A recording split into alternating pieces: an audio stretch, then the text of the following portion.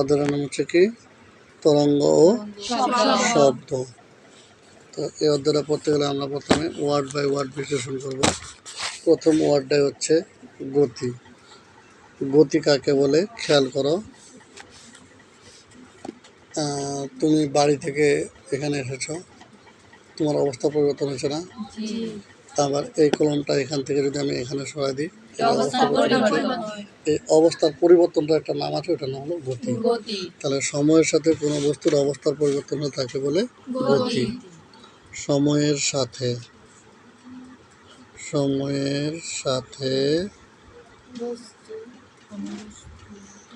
কোনো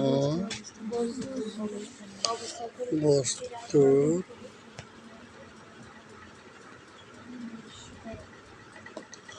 অবস্থার পরিবর্তন হলে বা অবস্থার পরিবর্তন হলে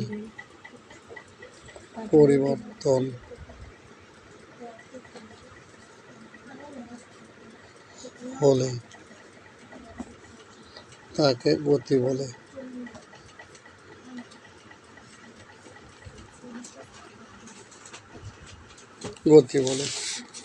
এরপরে আমরা আরেকটা গতির ইংলিশ হচ্ছে মোশন। গতির ইংলিশ কি? মোশন। MOTION, motion. ঠিক আছে। এরপরে আমরা পড়বো একটা হচ্ছে পর্যায়বৃত্ত গতি। পর্যায়বৃত্ত গতি কাকে বলে? পর্যায়বৃত্ত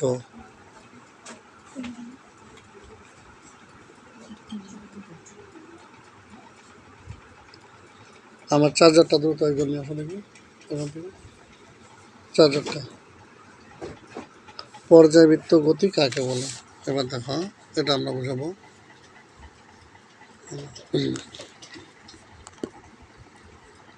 এখানে নাও, একজন এমন করে ধরো একজন এক মিনিট। হ্যাঁ, এখন যদি আমি এটা এমন করে ছেড়ে দিই, বারবার একই অবস্থানে ফিরে আসতেছে না? কথাটা এখনো বোঝা নাই? কোনো একটা বস্তু যদি কি করে বারবার, আর উঁচু ধরুন একটু, বারবার একই অবস্থানে ফিরে আসে, তাহলে তাকে বলা হয় পর্যায়বৃত্ত গতি। আচ্ছা, এরকম পর্যায়বৃত্ত গতি কি কি আছে বলো তো আমাদের? তোমরা দেখাতে পারবা এখনো? পর্যাবৃত্ত গতি এরকম কি কি আছে দেখি, একবার দোল দাও দেখি। চলো,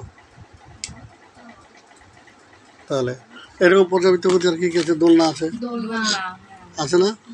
তারপর আমরা যে দোলনায় দোল দিই গাছের মধ্যে টাঙায়া, সেটা লাটিম। তাহলে পর্যাবৃত্ত গতি করলাম। এরপরে আচ্ছা, এটা কি জানি যে এটা এরকম করে দুলতে এই যে এভাবে দুলতে একসময় থেমে যায় কেন? বাতাসের ঘর্ষণের কারণে। যদি বাতাস এখানে ঘর্ষণ না লাগতো তাহলে এটা জীবনে বন্ধ হতো না, আজীবন এভাবে চলতেই থাকতো। তারপরে যে জিনিসটা জানবো আমরা,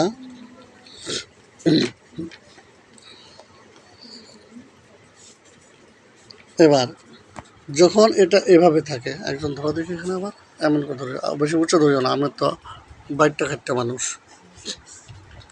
তো এই যে এটা দেখো এখানে আছে না, এটা কিন্তু ও যে টেনে ধরছে উপর দিকে, শক্তি লাগছে না? লাগে না? এটা বলো আমাকে। লাগছে। অবশ্যই সে কী করতেছে, নিচের দিকে তারে পৃথিবীটা টানতেছে, তারা অবশ্যই এর মধ্যে এখন একটা শক্তি লাভ করছে। এই শক্তির নাম বিভব শক্তি। মানে কোনো বস্তু যে অবস্থায় আছে সে অবস্থায় যে শক্তির লাভটা করে তাকে বলা হয় বিভব। আর যখন এটাকে আমি টান দিয়ে ছেড়ে দিব তখন হয়ে যাবে গতিশক্তি। না, কথাটা এখনো বুঝো নাই? বুঝেছ? আবার যখন আমি এটাকে টান দিয়ে ছেড়ে দেখি শব্দ শক্তি।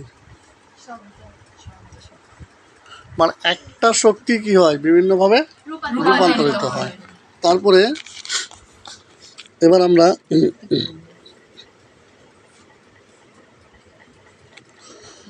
আরেকটা বলবো সাম্য অবস্থা। তাহলে কি বললাম আমরা? বিভব শক্তি বললাম।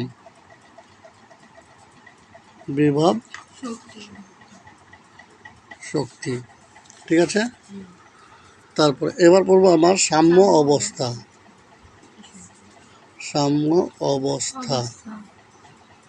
এবার সাম্য অবস্থা কাকে বলে দেখো, এটা ধরো দিকে রাই তুমি বা ধরো যে কোনো ধরো। এখন আমরা দুজন টানতেছি মনে করো, ঠিক আছে? টানার ফলে এটা দিয়ে তো ভালো হবে না, এটা দিয়ে হবে ভালো। এটা ধরো একজন টানো, জোরে টানো, তুমি তোমার শক্তি দিয়ে টানো, আমি আমার শক্তি দিয়ে টানি। এটাই কোনো অবস্থা পরিবর্তন হচ্ছে? তাহলে এবার খেয়াল করো, এটাতে একটু টান্না ছাড়ে দাও, আস্তে ধরে থাকো। একটা বস্তুর উপরে, এটা একটা বস্তু, যদি একাধিক বল ক্রিয়া করে, একাধিক বল বলতে সে ক্রিয়া করছে, আমিও ক্রিয়া করছি, তাই না? বুঝো নাই মনে হয়। অথবা তোমরা এখানে ধরো দেখি, এমনি করে টানো দেখি, তাহলে আমি দেখি আরো ভালোভাবে আরো টান। দেখো, যদি একটা বস্তুর উপরে, এই যে তোমার একটা বল, তোমার একটা বল, আবার যদি আমি এদিকে ধরে টানি, তাহলে একটা বস্তুর উপর যদি একাধিক বল ক্রিয়া করে আর বস্তুটা যদি অবস্থার পরিবর্তন না হয়, কি বস্তুটার যদি অবস্থার পরিবর্তন না হয়, তাকে সাম্য অবস্থা বা সাম্য বল বলে। ওই বলটাকে বলে সাম্য বল, আর ওই অবস্থাটাকে বলে সাম্য অবস্থা। বুঝো না কথাটা মনে হয়?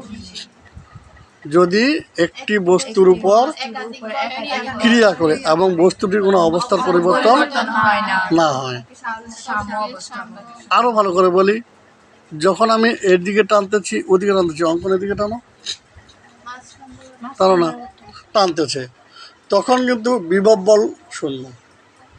বিভব বল শূন্য, কারণ ওর উপর সবাই ক্রিয়া করতেছে, ঠিক আছে? তখন কী হয়ে যায়, সে শূন্য হয়ে যায়। মানে একটি বস্তুর উপর যদি একাধিক বল ক্রিয়া করে বস্তুর বিভব বল যদি শূন্য হয়, তাকেও সাম্য অবস্থা বলে। না কথা বুঝো না এখনো? তাহলে এই সাম্য অবস্থার সংজ্ঞা দুইভাবে দেওয়া যায়। যদি একটি বস্তুর উপর একাধিক বল ক্রিয়া করে বস্তুর বিভব শক্তি যদি শূন্য হয়, তাহলে তাকে সাম্য অবস্থা বলে। একাধিক বল ক্রিয়া করে সাম্য অবস্থা বলে।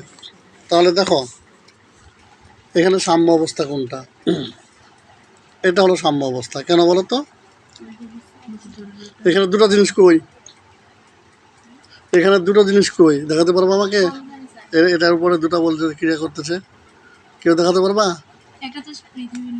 ইয়েস, একটা কেটা পৃথিবী টানতেছে আর একটা উঁচু টানতেছে, যে এটা হলো পৃথিবী টানে, টানে না? যার জন্য এটা কি স্থির, তার জন্য এখানে বিভব, এটা সাম্য অবস্থা আছে। এটা কি আছে? এটা কিন্তু অবস্থা পরিবর্তন হয়েছে না? তাহলে এটা কিন্তু সাম্য না। তাহলে আমরা কালকে পড়ে আসবো হচ্ছে গতি কি, পর্যাবৃত্ত গতি কি, বিভব শক্তি কি, সাম্য বল কি, সাম্য অবস্থা কি। ওকে, ধন্যবাদ সবাইকে।